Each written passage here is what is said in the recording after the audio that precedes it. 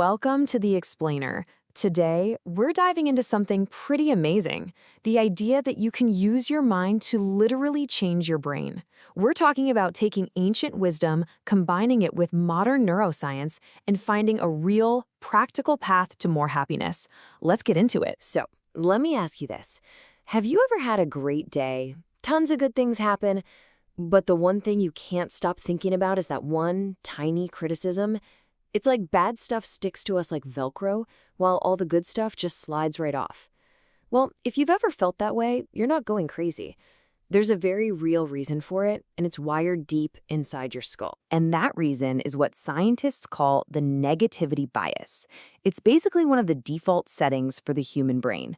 Understanding what it is and why we have it is the absolute first step toward changing it. Now, the most important thing to get right off the bat is that this is not your fault. It's not a personal flaw or a sign of weakness. It's actually a feature, not a bug. It's an incredibly powerful tool that evolution built into our brains over millions of years to keep our ancestors alive when, just about everything could kill you. It all boils down to a simple survival calculation. Sticks are way more important than carrots. Think about it from our ancestors' perspective. If you miss out on a carrot, like a bush of tasty berries, well, you'll find food tomorrow. But if you miss a stick, like the tiger hiding in that same bush, that's it. Game over. So the brains that were hyper alert to danger, the ones that remembered every single threat, were the ones that got to pass on their genes. Our brains are literally built to scan for and remember the bad stuff. And even though we're not running from tigers anymore, that ancient programming has real consequences. It's what creates that low-level hum of anxiety in the background. It's the inner critic that constantly reminds you of past mistakes, tells you you're not good enough now, and makes every future challenge look like an unclimbable mountain. Which brings us to the most important question, right? Are we just stuck with this? Are we doomed to be run by this anxious, ancient brain that's always looking for what's wrong? The answer, and this is the whole point, is absolutely not. And the key is learning the crucial difference between pain and suffering. And that brings us to this really powerful idea from Buddhist philosophy.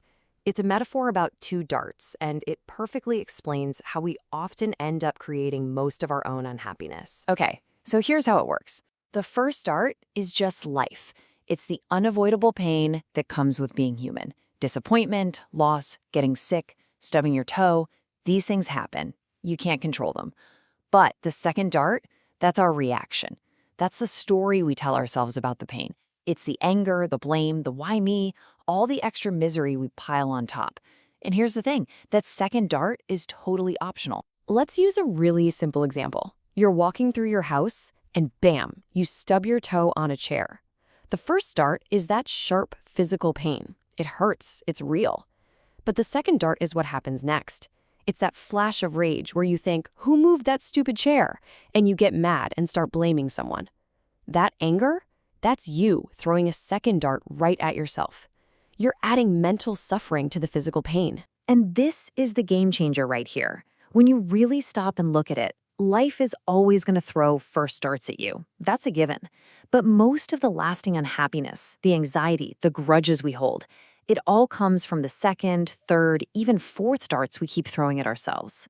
And honestly, that's incredible news, because it means our own happiness is way more in our control than we thought. Okay, so if we have control, how do we actually use it? How do we fight back against that negativity bias and learn to stop throwing those second darts? Well, it turns out we can literally physically rewire our brains to do exactly that. You may have heard this famous saying in neuroscience, neurons that fire together, wire together. It's a simple way of saying that every single time you have a thought, a feeling, an experience, you have tiny brain cells, neurons, firing in a specific pattern. The more you repeat that pattern, the stronger the connection between those neurons becomes. It's like carving a path in a forest. The more you walk it, the clearer the path gets. And the implication of this is just mind-blowing. This isn't just about thinking positive. This is real. By consciously choosing what you pay attention to, by changing your mental activity, you are physically changing the structure of your brain. You are building new neural pathways, making the circuits for things like calm and confidence and happiness stronger and more automatic. So, how do we actually do it? The book lays out a super simple but really powerful practice called taking in the good. It's 3 steps. First, you actively look for good things: a nice comment, the warmth of the sun, a moment of relief, and you turn that fact into a real, felt experience. Second, and this is the most crucial part, you savor it. You stay with that good feeling for at least 10 or 20 seconds. Let it be intense. This is what's actually building those new neural pathways. And third, you imagine that good experience sinking into you, becoming a part of you. This is how you start making your brain like Velcro for the good stuff. You know, there's a beautiful old story that captures the essence of this practice perfectly.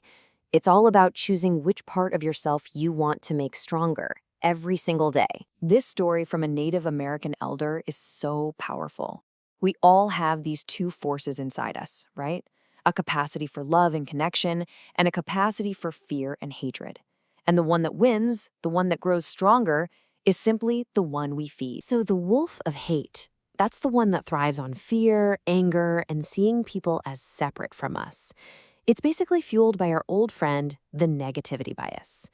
But the wolf of love, that one thrives on empathy, on kindness, on connection. It represents the best parts of who we are. And this is where everything we've talked about clicks together. Every time you do that practice, every time you consciously take in a good experience and savor it, you are making a deliberate choice. You are intentionally strengthening the neural circuits for positivity. You are consciously choosing to feed the wolf of love. So really, that's the question we're left with. It's not about some far-off goal. It's about this moment and the next one, in what you choose to focus on, and how you react to that first start. Which wolf are you going to feed today? The power to reshape your brain is right there, in that choice. Thanks for joining me for this explainer.